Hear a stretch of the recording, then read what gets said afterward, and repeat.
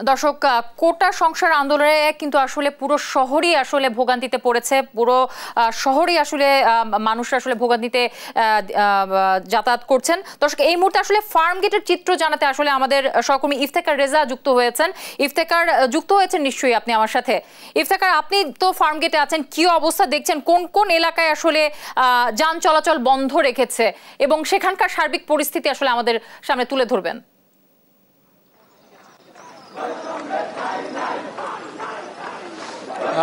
আজকে এই মুহূর্তে আমরা যেটি লক্ষ্য করছি যে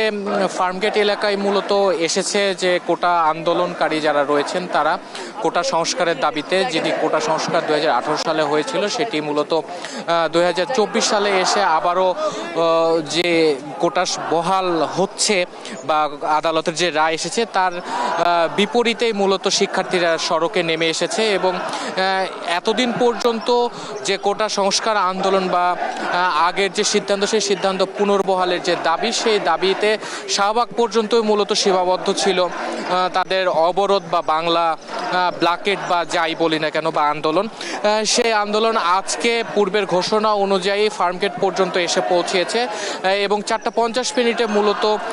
যারা আন্দোলনকারী, যারা শিক্ষার্থী রয়েছে তারা মূলত ফার্মগেটে এসে পৌঁছায় নানা রকম স্লোগান এবং মিছিলের মাধ্যমে তারা এসে পৌঁছায় এবং ফার্মগেটের যে চত্বরটি রয়েছে সেই চত্বর থেকে যে চারদিককার যে রাস্তা রয়েছে, খামারবাড়ির দিকের রাস্তা,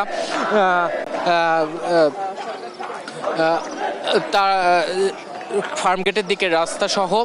বিজয় সরণের দিকের রাস্তা, কারওয়ান বাজারের দিকের রাস্তা এবং তেজগাঁয়ের দিকের যে সড়ক রয়েছে সেই সড়কগুলো সবগুলোই মূলত বন্ধ করে দেওয়া হয়েছে এবং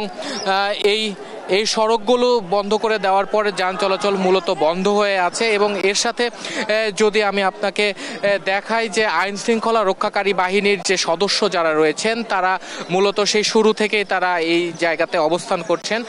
পরিস্থিতি নিয়ন্ত্রণে রাখার জন্য মূলত এবং শান্ত পরিবেশ বজায় রাখবার জন্যই মূলত তারা রয়েছেন। পুলিশ বাহিনীর সাথে রয়েছে আনসার বাহিনীরও কিছু সদস্য আমরা লক্ষ্য করছি এবং গণমাধ্যমের যে উপস্থিতি সেটিও আমরা লক্ষ্য করছি। এবং কিছুক্ষণ আগে গণমাধ্যমের সামনে একজন সমন্বয়কারী আব্দুল হান্নান মাসুদ নামে একজন সমন্বয়কারী গণমাধ্যমের সাথে কথা বলেছেন বা আমাদেরকে জানিয়েছেন যে রাত 10টা পর্যন্ত চলবে এই বাংলা ব্লকেট বা যে অবরোধ যারা চালাচ্ছেন সেটি এবং পরবর্তীতে তারা শাহবাগের দিকেই ফেরত যাবেন এবং শাহবাগ থেকে মূলত আগামী দিনগুলোতে তাদের আন্দোলন কি হবে বা আগামীতে তারা কিভাবে মুখোমুখি হবেন এই পরিবেশটির বা এই সিচুয়েশনটির, সেই বিষয়গুলি মূলত তারা জানাবেন গণমাধ্যমের কাছে বা দেশবাসীকে। তবে আমি আপনাকে যদি জানিয়ে রাখতে চাই যে ফার্মগেট থেকে যে চারদিকের যে সংযোগ সড়কগুলো রয়েছে সেই সড়কগুলো শুরু থেকে বন্ধ থাকবার কারণে জ্যামের যে দীর্ঘ যে লাইন সেটি সৃষ্টি হয়েছে এবং মানুষ অনেকটাই ভোগান্তির শিকার হচ্ছেন এবং অনেকে রয়েছেন যে গাড়ি থেকে নেমে বা পাবলিক যে গাড়িগুলো রয়েছে, বাস বা সিএনজি বা অন্যান্য যে গাড়িগুলো রয়েছে সেই গাড়িগুলো থেকে নেমে পায়ে হেঁটেই মূলত চলাচল করছেন পথচারীরা এবং ছোটোখাটো যে মালপত্র যে পরিবহনের যে বিষয় সেগুলো মানুষজন বা সাধারণ মানুষজন তারা মূলত হাতে করে নিয়েই সড়ক প্রদক্ষিণ করছেন এবং তাদের গন্তব্যের দিকে যাচ্ছেন এবং ছোট ছোট যে যানবাহনগুলো রয়েছে সেই যানবাহনগুলো মূলত বন্ধ করে রাখা হয়েছে এবং মোটর বাইকে পাঠাও বা উবার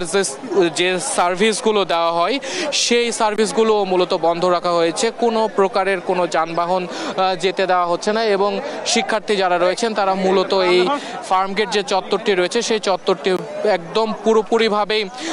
তাদের নিয়ন্ত্রণে নিয়ে রেখেছেন এবং পথচারী যারা রয়েছেন তারা সেই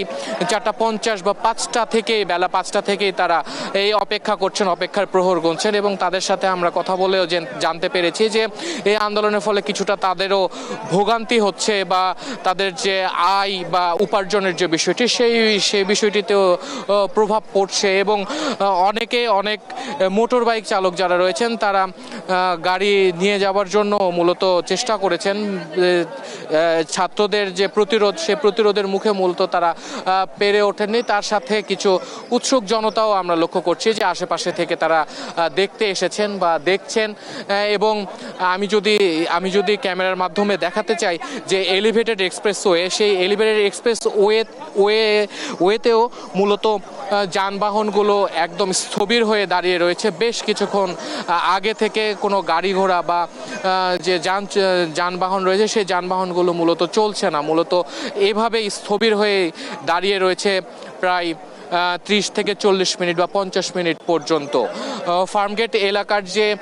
এখন পর্যন্ত পরিস্থিতি, সেই পরিস্থিতি এখন পর্যন্ত যেটি আমরা লক্ষ্য করছি, সেই পরিস্থিতিতে লক্ষ্য করতে পারছি যে মূলত ছাত্ররাই এই জায়গাটি দখল করে নিয়ে আছে এবং যান চলাচলগুলো বন্ধ।